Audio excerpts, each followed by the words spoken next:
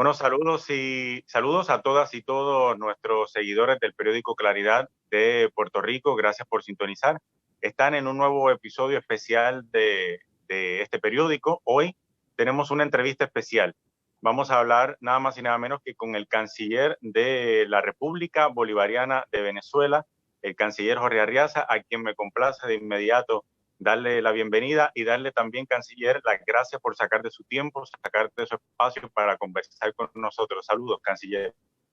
Un placer, Luis, siempre a la orden del pueblo puertorriqueño y de todos los pueblos de nuestra América.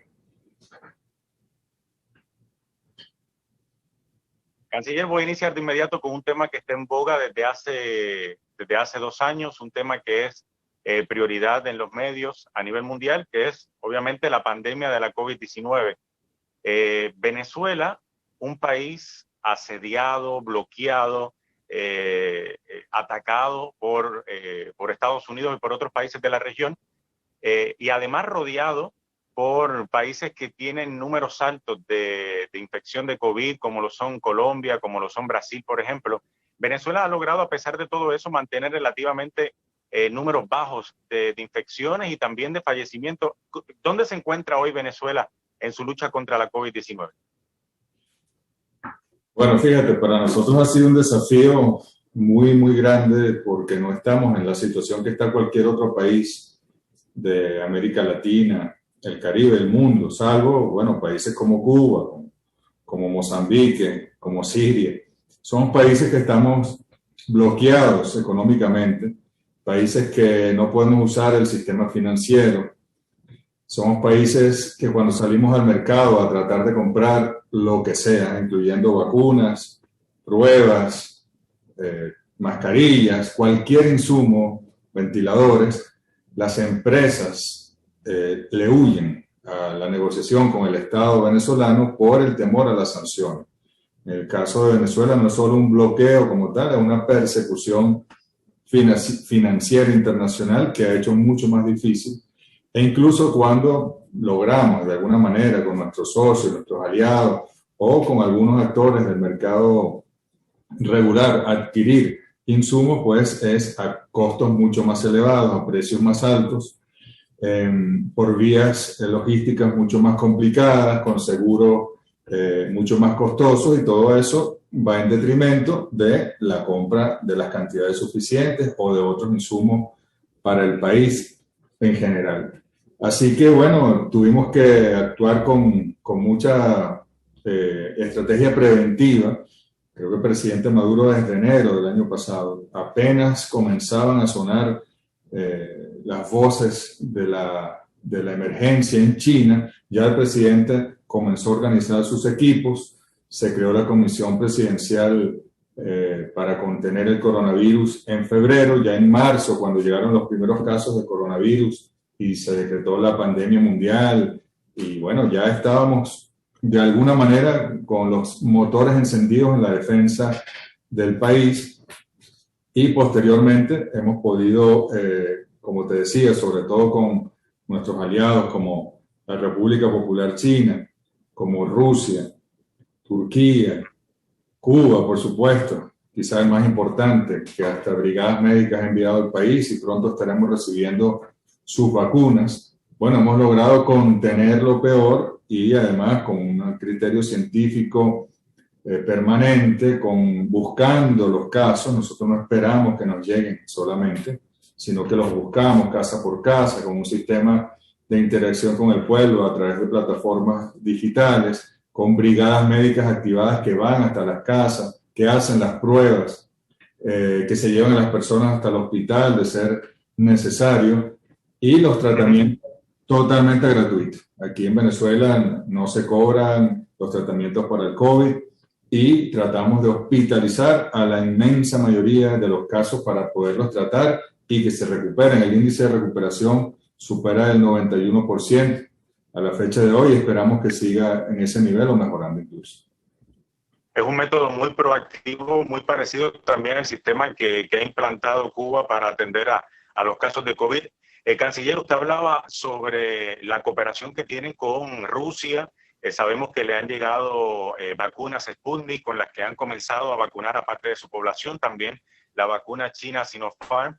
Y recientemente Venezuela anunció que estaba estableciendo un convenio con Cuba para la producción nacional de uno de sus 5 candidatos vacunales, el candidato Abdala. Me gustaría preguntarle, canciller, ¿cómo avanza esto? ¿Se tiene alguna fecha prevista de para cuándo se pueden tener las primeras dosis de Abdala producidas en Venezuela? Sí, lo que estamos haciendo es preparando de manera muy rigurosa, con todos los estándares, buenas prácticas de fabricación de vacunas, las instalaciones aquí en Caracas de nuestra fábrica de vacunas. Lo estamos haciendo en coordinación absoluta con la asesoría permanente de los equipos cubanos y estamos esperando que las fases de investigación científica de ese candidato vacunal en particular y también de otro candidato de Soberana estén ya listas en Cuba y en Venezuela, que también nos hemos incorporado, para que sea, por supuesto, la autoridad sanitaria cubana la que dé el visto bueno y la OMS, la Organización Mundial de la Salud, y ya nosotros estaremos listos para, yo creo que esto es cuestión de mediados de año, un poco más tal vez, ya estaremos en disposición de producir la mayor cantidad de vacunas en Venezuela. En ese sentido, usted mismo, el canciller Bruno Rodríguez de Cuba y también otros dirigentes de la región han insistido en la necesidad de crear una especie de organismo donde se pueda también apoyar la vacunación masiva de otros países de la región debido a esta imposibilidad que tienen países pobres de acceder al mercado internacional de vacunas. Sabemos que hay países como Estados Unidos y países europeos acaparando las vacunas contra la COVID-19. ¿Qué importancia entonces tiene que se pueda adelantar el desarrollo de las vacunas cubanas y que junto con Venezuela y otros países se puedan también llevar al resto de la región? Sí, Luis, fíjate, hace casi un año, la Alianza Bolivariana para los Pueblos de Nuestra América, el ALBA-TCP, tomó algunas iniciativas, entre ellas las de tomar la decisión de ser un banco de vacunas para los países del ALBA, que somos 9 países, entre ellos países muy pequeños y con mucha dificultad económica, sobre todo ahora con la pandemia, dependientes del turismo, en el Caribe Oriental, más Nicaragua, Cuba, Bolivia, Venezuela. Así que ya hemos avanzado en eso, e incluso ya ha habido algunos intercambios. Hemos logrado hacer puentes aéreos para mandar vacunas a algunos de estos países, con la coordinación con la Federación de Rusia, algunas vacunas chinas también. Y de lo que se trata es de crear las condiciones para proteger a los pueblos de toda nuestra América. Bueno, en México ya llevan procesos adelantados, en Chile, pero en general hay países donde lamentablemente la situación es muy grave y los procesos de vacunación muy, muy lentos. Entonces, de lo que se trata es, ya que el sistema internacional tiene sus mecanismos, por ejemplo el mecanismo COVAX, que está allí, quizá un poco sobrepasado, y por eso no ha dado la respuesta que se esperaba que pudiese dar ante una contingencia como esta. Los países desarrollados, que son los principales aportantes de vacunas o de recursos, están solucionando sus propios asuntos, algunos comprando 7 veces las vacunas que necesita su población sin ningún tipo de justificación. Así que tenemos que diseñar nuestros propios procesos regionales y eso da mucha importancia a lo que pudiese ser la CELAC, nuestra comunidad de estados latinoamericanos y del Caribe, la UNASUR, en pleno proceso de recuperación, el ALBA, el SICA, digamos, debemos tributar todos a un gran sistema regional que no nos haga dependientes o que nos haga independientes de los grandes procesos del sistema capitalista que siempre van a ser desiguales y siempre nos van a mantener al margen. Este es un mecanismo que están esperando con ansia, sobre todo países pobres y países aliados de Venezuela y de Cuba en la región. Esperemos que podamos verlo pronto. Canciller, me gustaría cambiar el tema, hablar un poco también sobre la situación política en Venezuela. El pasado 30 de abril se cumplieron 2 años desde aquel intento de golpe de Estado que lideró el autoproclamado Juan Guaidó, también Leopoldo López. De Leopoldo López sabemos que huyó a España. Sin embargo, en el caso de Juan Guaidó todavía sigue, por decirlo de alguna manera, en la libre comunidad. Sabemos que se ha abierto una investigación en su contra, pero a nivel internacional, una de las preguntas más frecuentes, canciller, que se hace sobre la figura de Juan Guaidó es ¿cómo es posible que una persona como él, que abiertamente promovió, impulsó un intento de golpe de Estado, siga en la libre comunidad? Si esto fuera en cualquier otro país, probablemente estaría tras la reja. Sí, bueno, por un lado eso es un tema de la justicia, ¿no? No es un tema del Ejecutivo Nacional, pero por otro creo que tienen que juzgar a partir de los resultados. Ahí está ese señor que tú estás nombrando. Al pueblo venezolano le costó aprenderse su nombre, nadie lo conocía y ya se le olvidó. Ha pasado al basural de la historia. Y la situación del país es la que es. Hay un gobierno consolidado, hay una situación de emergencia con la pandemia que se está atendiendo de la mejor manera posible y vamos este año a elecciones regionales, venimos de unas parlamentarias, iremos a elecciones de presidente en el 2024. Es decir, la situación política del país es tranquila, estamos en paz, estamos en regularidad con los problemas que puede tener cualquier país y con una oposición muy disminuida y con un movimiento revolucionario muy consolidado. Yo creo que hay que buscar las cosas según los resultados, más allá de una medida u otra. En ese sentido, y también algo que está ligado a la figura de este señor Guaidó, hace poco el presidente Nicolás Maduro denunció que el gobierno de la administración Joe Biden en Estados Unidos había entregado ya en estos 3 meses que lleva el gobierno más de $150 millones de Venezuela que están secuestrados en el extranjero. Se lo había entregado a personas asociadas a Juan Guaidó. ¿Qué opinión le merece el que Estados Unidos esté haciendo uso arbitrario de este dinero que es del pueblo venezolano y se lo esté entregando a esta oposición disminuida de la que, como usted comentaba? Bueno, mira, lo que ocurrió aquí en el año 2019 fue un intento de asalto al poder y ese asalto incluía el asalto a los activos, a los recursos, al dinero de la República y bueno, ellos todavía, con el poder que tienen en el mundo, están robándose esos recursos. Tenemos un caso importante en Inglaterra, otro caso en Portugal, los recursos en Estados Unidos, activos como nuestra empresa Citgo, que valen miles de millones de dólares.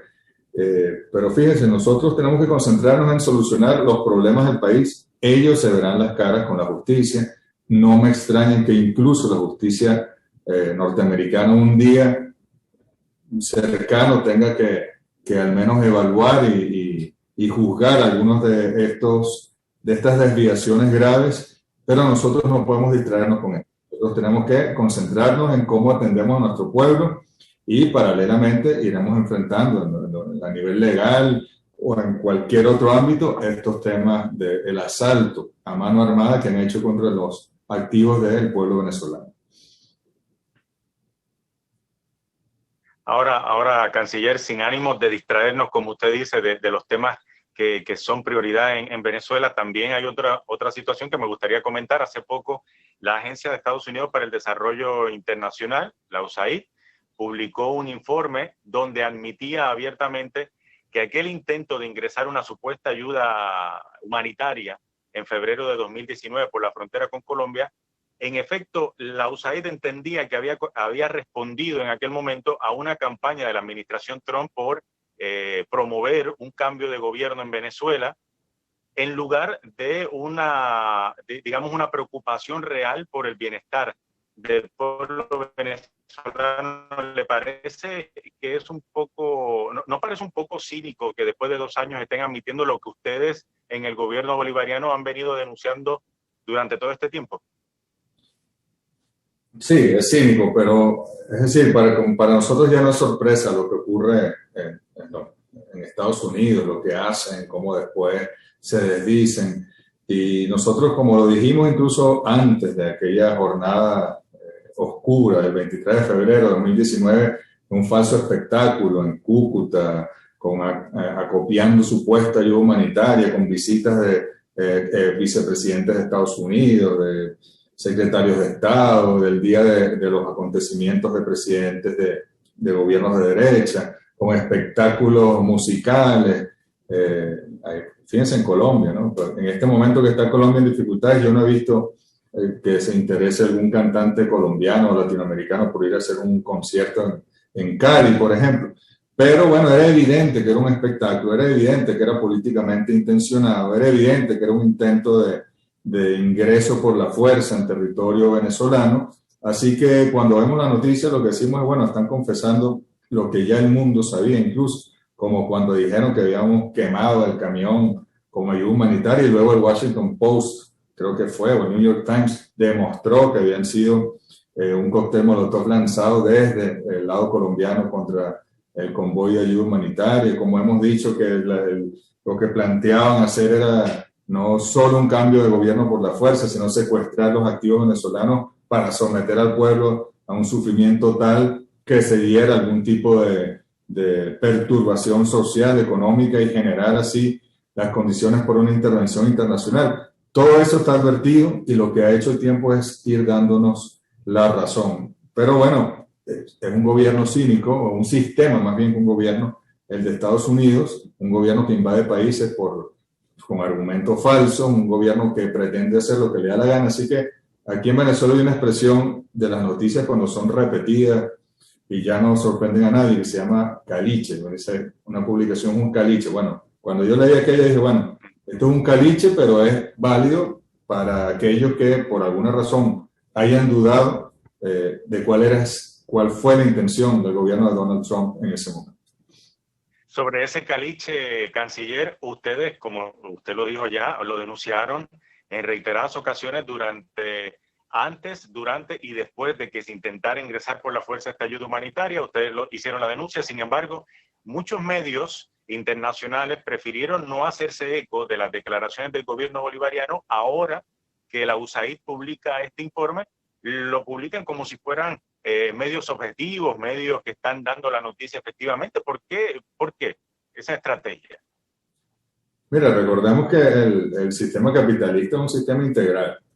Solo son una serie de corporaciones con unos intereses, un sistema de dominación, de explotación, que tiene el control de gobierno. El gobierno de los Estados Unidos es la expresión política más visible del imperialismo que el capitalismo ha forjado, y necesitan una serie de estructuras para mantenerse, para mantener el statu quo, como dicen, y los medios de comunicación masivos en manos de estos actores, esto que llaman el mainstream media, pues es el gran justificador de la existencia del capitalismo, el gran alienador de las multitudes. Así que los medios de comunicación occidentales cumplen con su deber al seguir el guión y repetir el guión que desde la Casa Blanca o desde alguna empresa transnacional, es lo mismo, les dicen que tienen que repetir.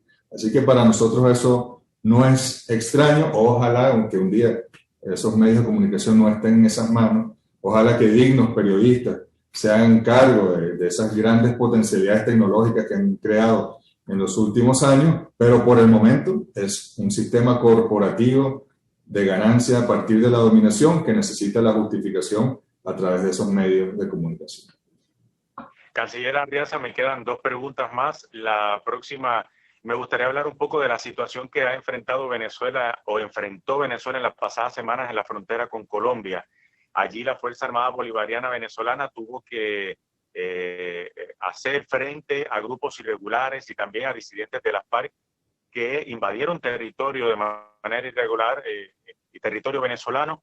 Allí vimos lamentablemente la noticia de militares venezolanos que fallecieron defendiendo el territorio de Venezuela. El gobierno del presidente Iván Duque en Colombia ha dicho que lo que está haciendo Venezuela es un intento de invasión a Colombia. ¿Cómo cataloga estas expresiones? ¿Está Venezuela intentando invadir Colombia? No, la verdad es que lo que diga ese señor Iván Duque tiene poca importancia, sobre todo por su poco criterio intelectual, pero lo importante en este caso es que el conflicto armado en Colombia, que comenzó allá en 1948 con el gaitanazo, el bogotazo, y que luego se desarrolló a través de varias vías de guerrilla, de grupos irregulares, paramilitarismo, el narcotráfico, que se ha hecho el factor o el denominador común en la mayoría de los casos, más un Estado oligárquico que lo que quiere es mantener esa industria. Luis, mire, saber que donde están las bases militares bajo control estadounidense, en Colombia es donde está la producción de coca y procesamiento de la cocaína en Colombia, que se consume fundamentalmente en los Estados Unidos. Así que al entender esta realidad, pues hay que entender que ese conflicto ha tenido secuelas en los países vecinos, no solo Venezuela, Ecuador, Panamá, Venezuela sobre todo porque es una frontera, un límite más extenso de 2.200 kilómetros. Nosotros a veces no sabemos con quién limitamos. Sabemos que hay un territorio que llaman Colombia, pero en un sector está controlado por el Estado, en otro por un grupo guerrillero, en otro por un grupo paramilitar, en otro por un grupo de criminal, en otro por un grupo de narcotraficantes abiertos. Es decir, es un vecino muy incómodo, un pueblo muy noble, el cual queremos, pero es un vecino muy, muy incómodo, y el conflicto colombiano se ha desbordado en oportunidades en la historia de estos 70 años, fuera de su frontera, fuera de su territorio, y los estados que sufrimos ellos, pues tenemos que hacer esfuerzos por mantenerlo. Ojalá no existiera el conflicto, ojalá hubiesen respetado los acuerdos de paz, el gobierno del señor Duque, pero no lo hicieron. Así que nuestra obligación es sacarlos del territorio venezolano, y como es un conflicto colombiano, bueno, que sean los colombianos los que lo enfrenten, los que lo superen, los que busquen los mecanismos para el diálogo político y la paz. Nosotros estaremos dispuestos siempre a colaborar, pero no pueden poblaciones venezolanas vivir las secuelas, la violencia y la muerte que imponen esos grupos irregulares armados vinculados con el narcotráfico. Así que nuestra Fuerza Armada diseñó las operaciones desde el año pasado, ya hubo 2 enfrentamientos el año pasado en ese sector, y bueno, lamentablemente ha habido fallecidos en nuestras filas y fallecidos en las filas de los grupos irregulares también, pero no podemos nosotros aflojar, no podemos nosotros en ningún momento, digamos, retirar a nuestra fuerza militar de allí, porque es la contención, es el tapón a que esa violencia colombiana no tome control del territorio venezolano.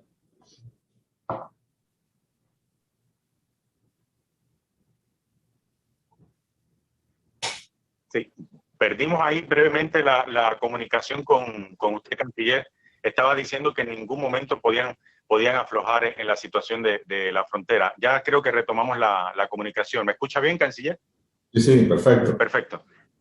Canciller, ahora ya para ir culminando, para ir cerrando la entrevista, ya se cumplieron 3 meses de la llegada del presidente Joe Biden a la Casa Blanca. Hay muchas personas que habían puesto en la figura de Biden, no sé si un poco tratando de ser muy optimista, habían colocado en su figura una especie de esperanza porque las relaciones entre Estados Unidos con otros países de la región cambiara, que hubiese un acercamiento con países como Cuba, por ejemplo, con el mismo Venezuela, y que la postura injerencista dura y de hostilidad que tuvo la administración de Donald Trump, pues cambiaron tanto, ¿no?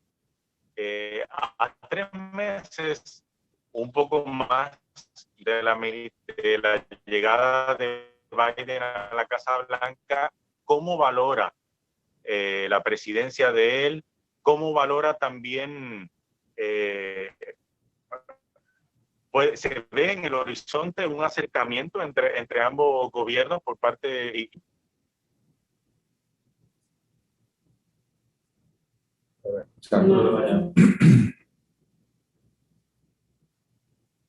perdimos ahí. Ahora, canciller, nuevamente lo tenemos. Sí. No sé si escuchó la pregunta completa. ¿Quieres me repites la última parte que no se escuchó?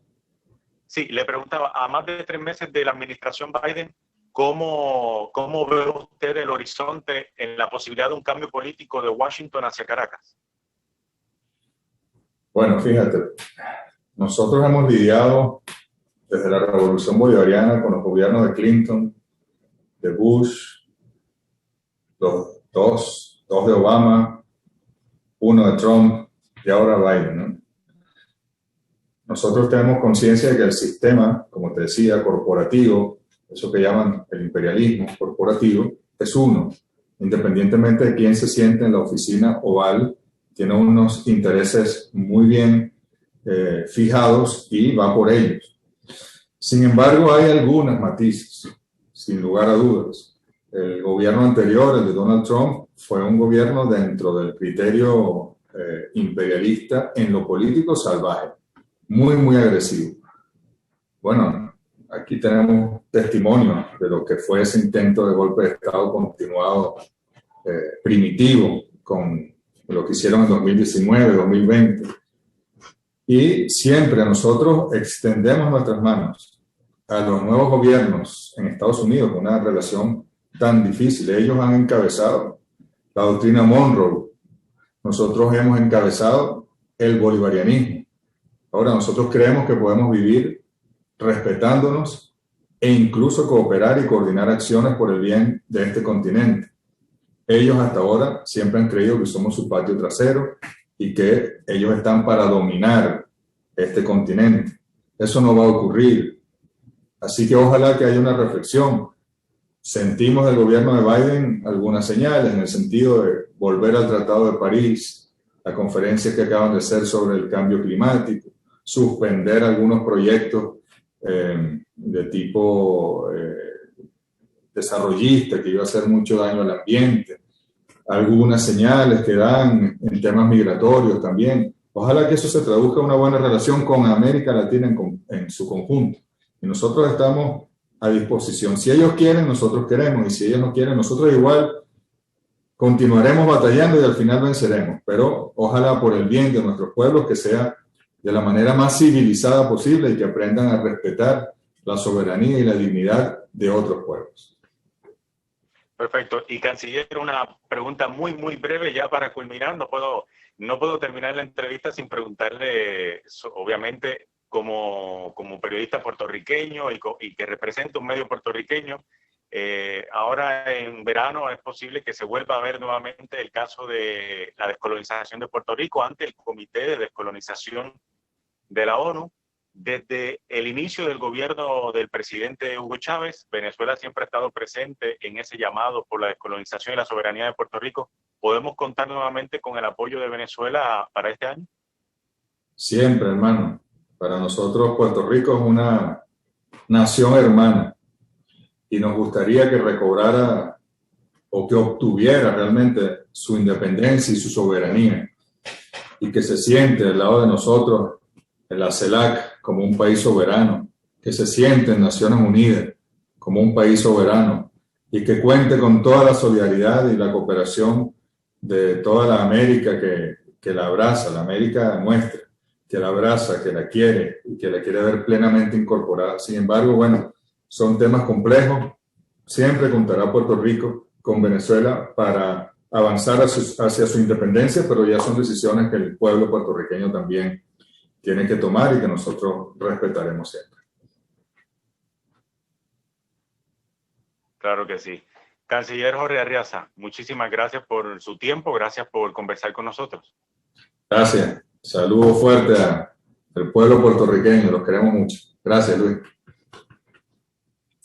Hasta la